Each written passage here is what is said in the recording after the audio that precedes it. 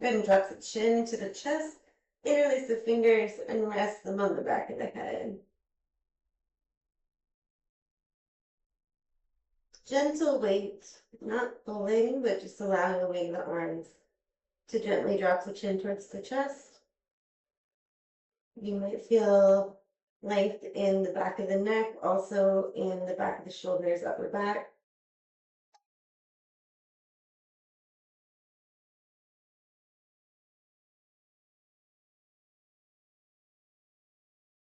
Lifting up, then lift the chin up, bring the thumbs underneath the chin, gently pressing up, elbows come together, and then open. Press the thumb up as the elbows come together, and then slightly release as you open. One more time. Release, open, and then press and squeeze. Nice. Take a little twist in the spine as well. We'll take our right arm up and around behind the back. Try to keep the spine straight. Left hand to the right knee and twist through the spine, looking over your right shoulder. And can you connect that twist with your breath, imagining that the crown of the head lifts when you inhale, and that you deepen the twist when you exhale. So as we inhale, the spine gets taller, and as we exhale, there's more space to twist, and that can be really subtle. You don't have to see a change in the shape of your body. It's more of a sensation. One more breath here, lengthening and twisting. We unwind slowly. Take your time, especially just woke up today. Take our left hand behind the back to twist. Right hand to the outside of the left knee. And again, as we inhale, we lengthen through the spine. As we exhale, opening our shoulders towards the back. Connecting the twist with the breath. So inhale, lengthen, exhale, twist.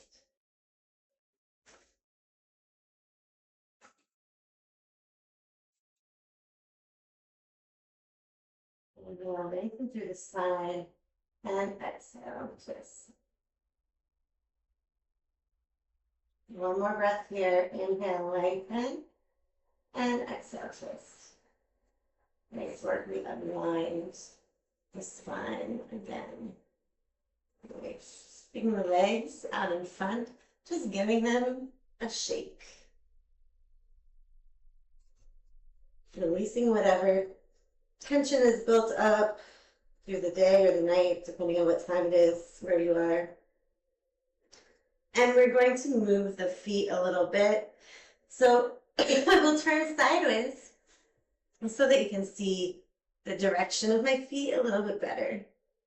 So what's happening is I'm going to bring the toes towards the nose. Keep my toes pointing towards my nose as I press the ball of the foot forward, and then add the point of the toes. And then I'm going to keep my toes pointed that way as I pull the ball of the foot back, which makes a really scrunchy shape, and then stretch. So it's a little wave through the feet. So toes towards the nose, press through the ball of the foot, and then add the toes. Pull the ball of the foot forward, leaving the toes behind, scrunch, scrunch, and then lift the toes. And you may support your body with your hands. You can bend the knees here. Moving slowly and deliberately through the full wave with the feet. And it does feel hard sometimes. So don't worry about it if you feel any cramping in your foot because you're doing an unusual movement in the arch of the foot. Take a little break, shake it out, breathe. And then if you feel ready to return to the movement, you don't have to squeeze or press so hard. soften the feet a little bit, but moving through that flow range of motion. Just one more. I know the calves and the ankles might also be burning. Release the ankles and legs. And we'll come into tabletop position on our mat. This is getting really familiar, right? Knees underneath the hips, hands underneath the shoulders. Spine is neutral to start with.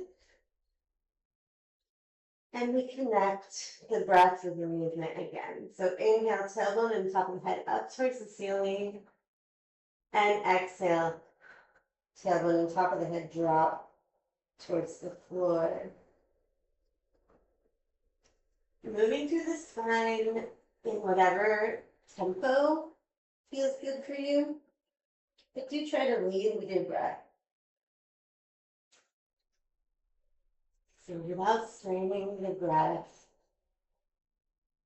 natural lengthening again. Moving the spine in this forward and backwards plane. Flexion and extension.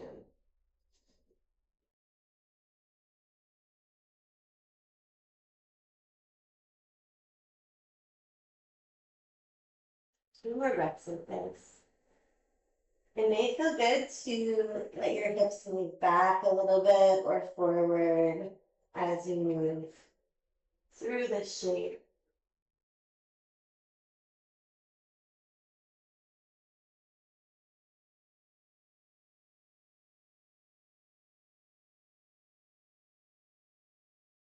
And lift back into a neutral spine here. Breathe. We're going to add a side-to-side motion. So as we inhale, we're in a neutral spine, straight up and down. And as we exhale, the right ear and the right hip are going to move towards each other, lengthening the left side of the body. Inhaling through the center. Exhale, left ear and left hip move towards each other, lengthening the right side of the body. Again, inhale through center. Exhale, side bend. Inhaling through the center. Smooth fluid movement into the side bend as you exhale. On your own breath, lengthening the side body, allowing the spine to move through all the different planes that it is capable of moving in.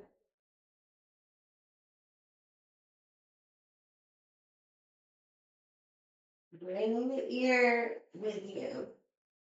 So not just shoulder to hip, but ear to hip, getting the side of the neck as well. Oh, you scared me, Pat. Hello. Hello back to me.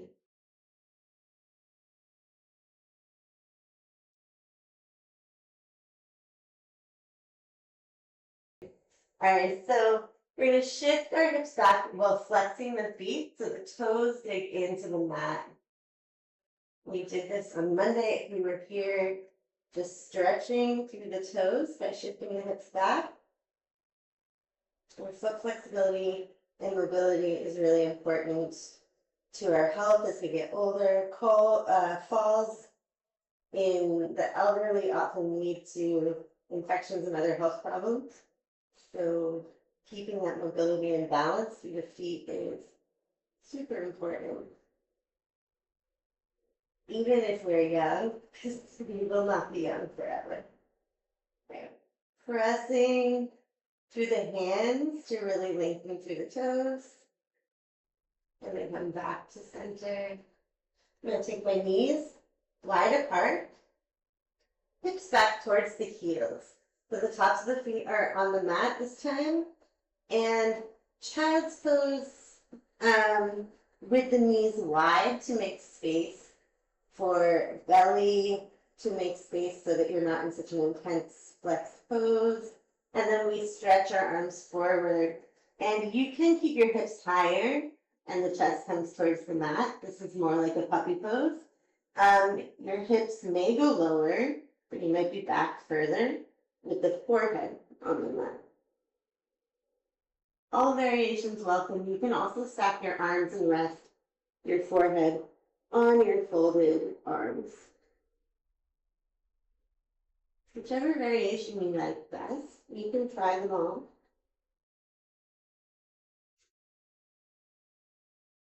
Take a few breaths here, letting the spine be long.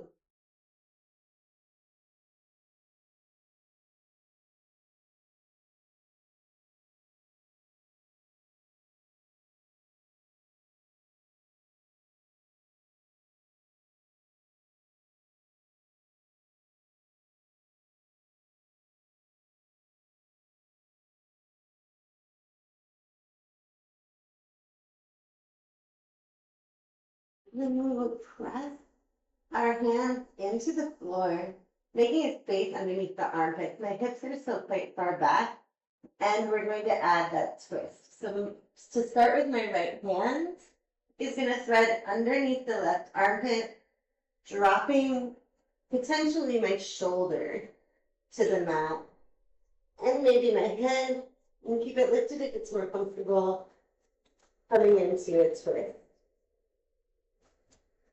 The further in front of your body that the shoulder goes, the deeper the twist is going to be. We breathe here. It's mostly an upper spine twist, kind of keeping our hips where they were.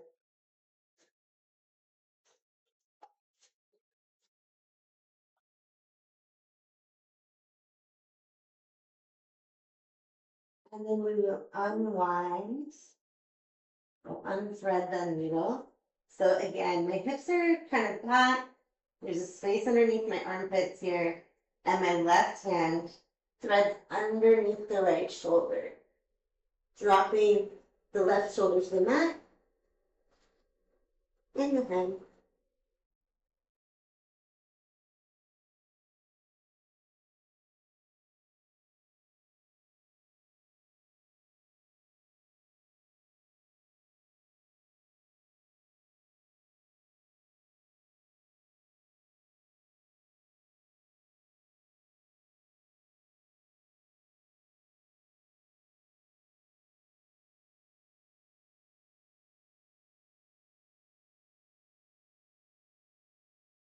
And unwinding slowly, gently.